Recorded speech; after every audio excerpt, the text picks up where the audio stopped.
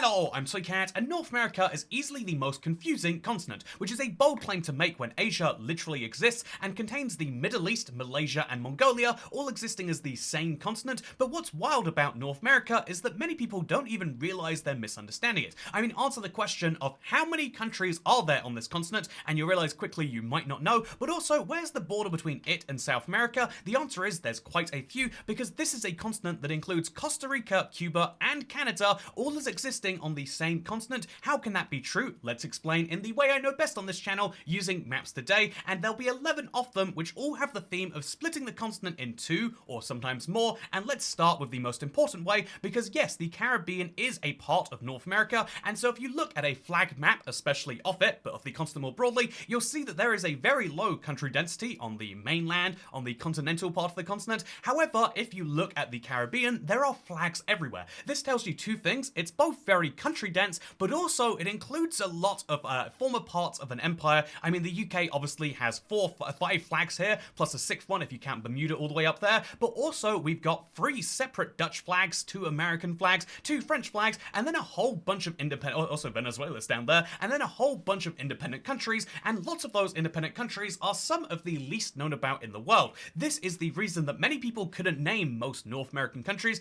and it's one of the reasons that the Caribbean feels like a separate place, where North America has very much unified into 3 major countries and then a bunch of Central America ones that couldn't quite pull off the same. At least they are major countries in their own right, but there are many countries in the Caribbean which can't quite be described this way, something that is really backed up when you look at the population, and looking at population for each of the countries, you realize that yeah, the US has a much higher population than Mexico, which has a much higher population than Canada, and all 3 of those have a much higher population than everywhere else, and I think population is interesting, but let's look at population density, because that helps you understand how crazy different the Caribbean can be, especially in relation to the mainland. So obviously there are 2 places that are much more densely populated than I would guess, plus Aruba from the Netherlands technically. By the way, you know, just it's worth mentioning that the Kingdom of the Netherlands just has a bunch of islands in here, which we just have to reference like that's a normal thing, but we're just gonna try to reference the fact that, yeah, Aruba, Puerto Rico, and Barbados all manage to have incredibly densely populated islands,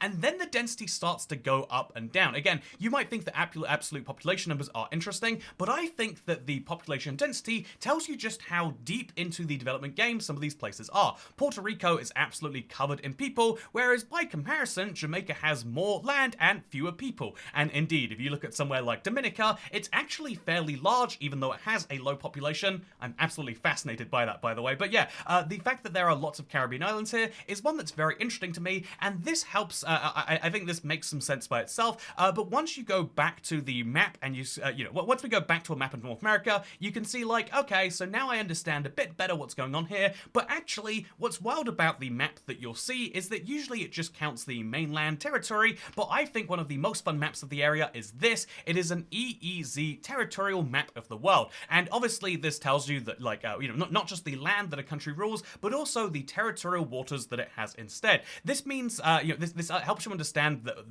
there is a lot of resources that might be under the control of a country that don't just necessarily exist with its islands. So basically, the land of a country is very important, but so too is the area around it, and this has started many wars, because if you own the ocean, you have the right to get something which many people want to invade you for. It's fish, if you're in the UK at least. I'll be honest, I'm a bit too British, but otherwise, mineral rights like oil exist right here, and so all of these Caribbean islands have weird slivers, because they go right up to their neighbours, but they do own a lot of the ocean, and it's kind of unfortunate that there isn't a great deal of wealth to be found from it, and I think this is an interesting point that, like, yeah, the US owns a great deal more, you know, ocean in total terms, but really, if you start to look at this map, outside of the UK of Bermuda, the US of Clipperton Island, and you got some weird places like that, you can see that really there is a much greater per capita ruling of this ocean, but it just hasn't actually quite gone anywhere. What happens here instead? Well, I thought an interesting map was this one. This shows the main, you know, like a cash crop or fruit crop that comes from each of the Caribbean islands, and as you can see, although Jamaica is very well diversified, all of these Caribbean islands have something slightly different going on, and this is a really interesting thing geographically speaking. Wow, you can get really fresh fruit here, but it has a bit of a trap for the Caribbean. Indeed, if you look at GDP per capita numbers for the region, you realize something very quickly, and it's the fact that, yeah, most of the Caribbean is substantially worse off off than, again, if we kind of split it into two, kind of go wealthy countries and poor countries, you can see that the US and Canada are at very high levels. Certain states in Mexico seem to be on there too. But then if you start to look at the rest of it, there is a big dip in most of the Caribbean, with even the richest Caribbean nations. I think that's Trinidad over there, and I think that there's Antigua and Barbuda doing surprisingly well too. But most of the Caribbean nations seem to be, fairly poor off, and some of that actually is down to this. A cash crop is a great thing for immediately making money as an individual. However, one of the downsides of fruit is it's a finished product. You grow it and then it is done, and there's low margin to be made on finished products because you're competing with lots of other people, whereas most of the money tends to be made on refining, on manufacturing, on adding value, which is why most of the major centers of the world that make the most money, including those very same states in America that seem to do a bit better than the other ones, is because there's a lot more money to be made in adding value over and over and over again, as you can do in financial services, which is why if you look at a country like Singapore, they realize that even though, certain fruits are a physical good and therefore it makes more sense than pieces of paper, there's a lot more money to be made, not in bananas, but in, I don't know, bananas ways to arrange your finances for companies around the world, I guess. And that is something which I find incredibly interesting. Also incredibly interesting is this language map of the Caribbean. I wanted to share this one because it's the native languages of the Caribbean, and it kind of helps you understand that relative to North America, and really, I would say in particular Canada and certain US states, the Caribbean's native languages and populations have basically vanished. And this is because, unlike in those places, the native peoples of the Caribbean, as they existed, again, I didn't even realize there were whole different groups that shared across islands in a way that doesn't happen now. Again, let's come back to the flag map for a second and realize that there's basically no link between who rules an island now and who used to, have it in terms of these languages. And that is because the native people basically blended with Latinos and with the black people that were moved to the islands through means not of their own will, I guess we could say, to keep this simple and try to keep this video as simplified as possible. But yeah, basically this means that there is a huge difference in how native the languages are in a place. Obviously, there weren't a lot of native English or Spanish speakers in the US or Mexico, but it is worth mentioning it's even more dire in the Caribbean, where you can see there is a big split into two, in my opinion. There are the people who speak a Romance or largely Romance, but occasionally a Germanic language, and then there are the occasional spots where you can see that a native or Creole language in particular is spoken, and I think this is hugely interesting, that it basically splits into the West Caribbean kind of follows the North American trend with a little bit of a gap there, whereas the East Caribbean is very much still speaking a Creole language, which hopefully helps you understand that weird mix that is actually happening here. I think this is hugely interesting, but you know what else I think is hugely interesting? Well, if we go into this map of tourism, you'll see that, because again, looking at the maps of fruits, you can see that, okay, this makes some sense, but it doesn't perfectly line up with our map of countries that are well off, because Trinidad and Antigua both have a lot of cash crops, but still have a lot of money, and this you could probably put down to tourism. And so I decided to show you this map, which splits up countries by the ones that make over $1 billion from tourism and those that don't. This is a little bit unfair on a per capita basis, but I thought this was hugely interesting because it shows that the US has $211 billion in international tourism receipts, as measured by the World Tourism Organization. But it's still very interesting to me that the US makes more than 10 times as much as Canada or Mexico. Yep, that's hugely interesting. But the same thing is true for, you can see that there's only 3 Central American countries in here, with Costa Rica being the big one of those. And then there's the Dominican Republic also being bigger than most of those there too. But only the Bahamas, Puerto Rico, Aruba, showing up here again, the Netherlands, what are you doing? And Barbados making over $1 billion each. And so you might think that these economies are very much tourism based because that's how you probably hear about them in context of the world. But the truth is that Lithuania makes more money from its tourism than the vast majority of Caribbean islands. And how many people do you know of who have been to Lithuania for a trip? Obviously me, but outside of that, it's worth mentioning, the McDonald's has to be eaten somewhere, right? But I think it's a really interesting point that is maybe misunderstood, is that these are tourism countries, but that isn't, it's not enough of a economy booster, which is why the countries that can get tourism in there are slightly more successful, but it's not necessarily the one-to-one link you'd otherwise expect. Speaking of one-to-one link, let's talk about Independence Month. This is one of my favorite things to talk about, because I think that if you very briefly look at a map of the world by Independence Month, you'll notice that almost everywhere has July or August as its main month, but if we look at North America, you'll see something very interesting, which is that the Independence Months here are basically all over the place. There's Cuba in October, there's a bunch of countries in November, there's even a January. One of the very few countries in the world to get independence in January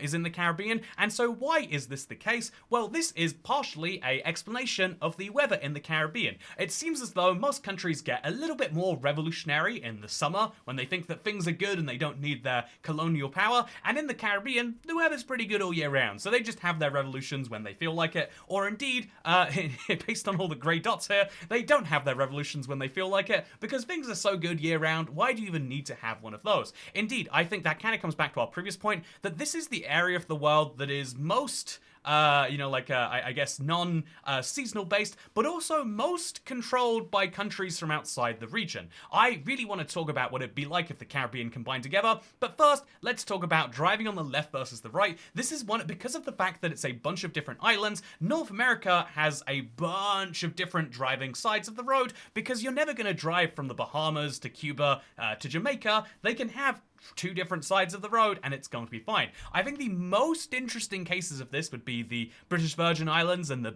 American Virgin Islands driving on different sides of the road. Again, they're all the Virgin Islands, you know, who's to say that that's true though? I mean, I think those islands have definitely seen their fair share of, but the point here is that they all do drive on different sides of the road and it seems to just about work, but what is interesting is my experience in the Caribbean driving, based on this one little island all the way over here, is the fact that they seem to just have steering wheels on either side of the car because they just import them from wherever. Do they get them from the UK? Do they get them from nearby Canada, Mexico, or the US? Honestly, they don't care. It's a car. They don't need to drive it that far. It's a damn tiny island. And so as a result, the driving directions in the Caribbean are the most variable of anywhere in the world, and I think that's just absolutely a crazy thing that's worth mentioning, that when you have this many islands, they can disagree on something that is pretty much, continent to continent seems to be largely agreed on with just a few lines here or there, but in the Caribbean, doesn't need to be the case at all. Speaking of the Caribbean also is a place with the most, ununified currencies. Obviously, everyone knows that the vast majority of countries on planet Earth do have their own currency, because that's one of the key things that makes you a country. However, what is interesting in my opinion is that Europe obviously uses the euro, a few countries use the dollar, but in the Caribbean, they use the East Caribbean dollar, and so in a way, there is that small connection between lots of the economies here, and I think that's pretty interesting. I also think it's interesting that there is a lot of US dollar usage, depending on where you are, but speaking of things that are interesting, let's show you this map right here. This is a map of the Caribbean, and tell me how many seconds it takes you to work out what's wrong. Okay, it's a fun game. How many seconds? Oh, you found it? Yeah, you found it, of course. It's Somalia hanging out over there.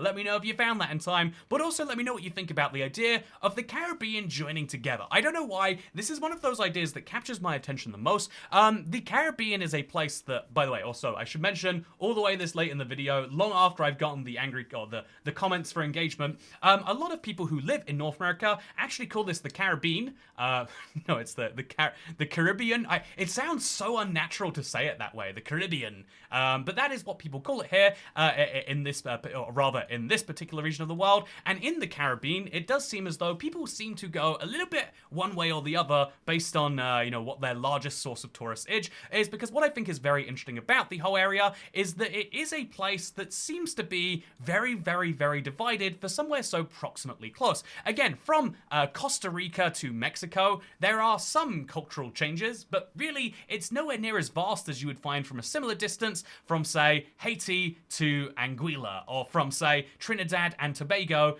to Dominica. This is one of the most culturally diverse regions in the world, and despite that, the vibe that you get from it is actually that they're all broadly the same, because the biggest interaction that you'll have with most of these countries, because of their low population, is as Caribbean paradises where they've got a lovely beach that's good all year round. But if you actually take a little bit longer to look into any of those, you find that there are some of the most bizarre, unique, and different cultures. And so I've just gone into Guadeloupe here, and then if we look at Antigua, one of the richest countries, you'll notice that it's literally the next island over, but I'm hoping it looks some amount different. It actually does, but not in the way I was expecting at all, huh?